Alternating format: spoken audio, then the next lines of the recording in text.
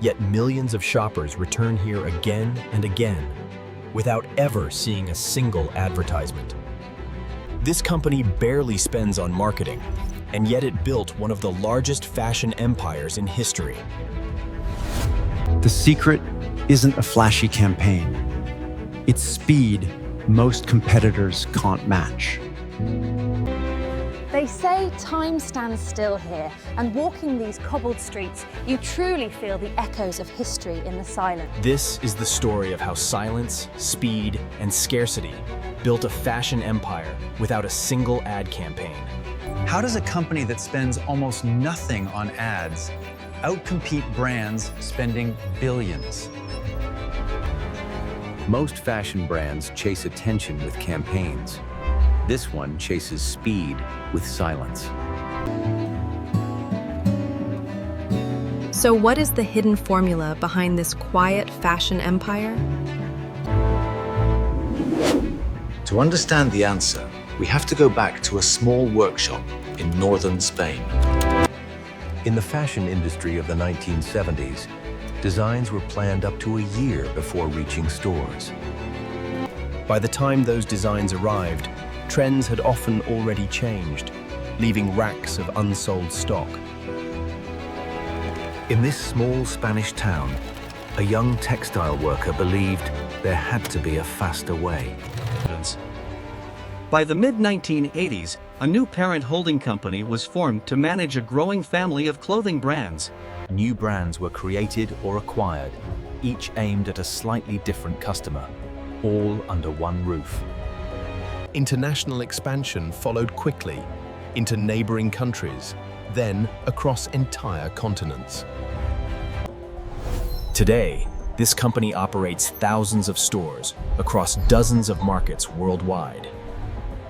What began as one small store became a global network built on speed instead of scale for its own sake. But growth alone doesn't explain the loyalty. Something deeper was being engineered underneath it. Customers kept returning, not for a sale, but because the shelves themselves kept changing. New shipments arrived roughly twice a week, in small, carefully limited batches. Executives were reportedly told never to let a single design sit on shelves too long. Its real advertising is the storefront window itself, updated constantly enough to keep people curious. Here is the rule that changes everything. A design can reach a shelf in as little as 2 weeks. Most fashion brands plan collections 6 to 12 months ahead. This one plans in weeks.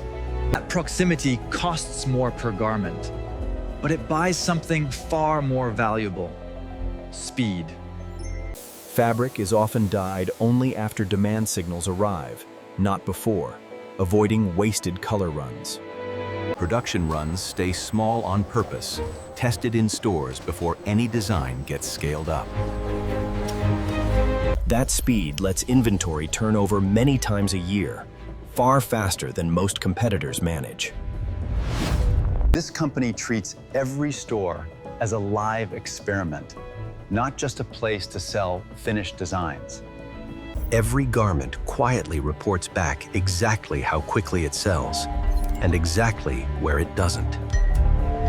And because designs are tested in real time, the ones that reach shelves already have a higher chance of selling. Walk through this store and you'll notice something strange. The shelves are never quite full. Trend scouts constantly study street style, social media, and runway shows for what's coming next. Every garment tag quietly reports its movement back to a central data system, almost instantly. The past is never truly gone. It echoes in the textures of the present. Because new items appear so often, shoppers rarely see the exact same store twice. You never know exactly what you'll find, so you keep coming back to check.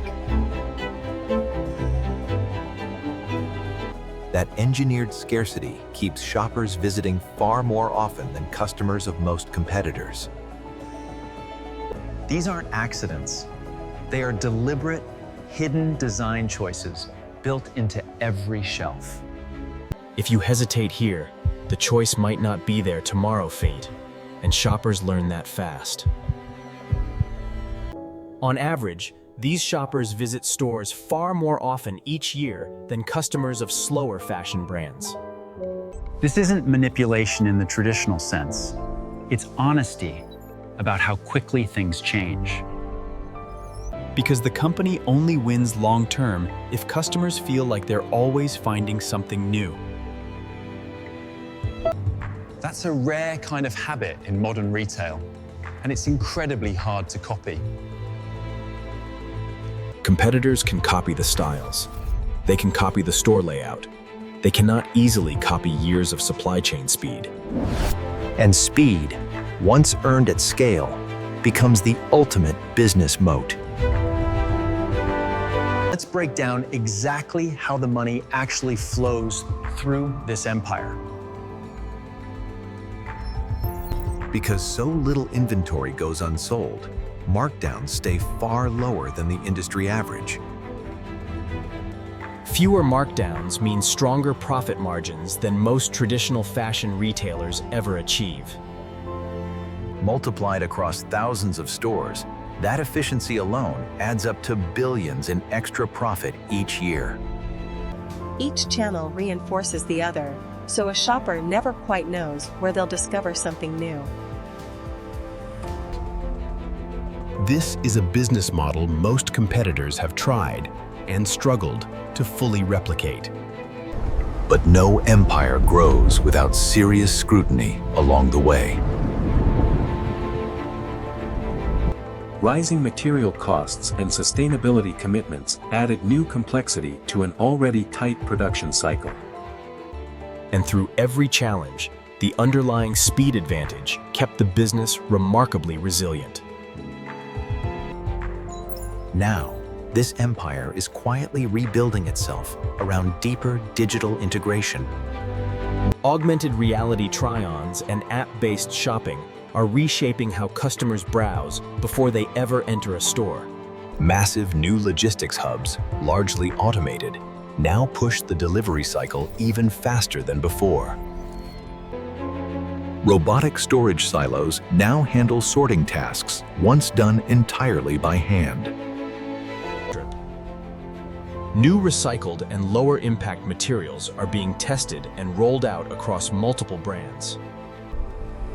The empire isn't just surviving the future, it's quietly building itself to define it. Look at the texture on this facade. It takes patience, but the result is worth it. This is where the next big thing begins. This company proved that moving faster than anyone else can matter more than shouting louder than anyone else. The lesson isn't just for fashion brands. It's for anyone building something meant to stay relevant. And build something people are always eager to check again before it disappears.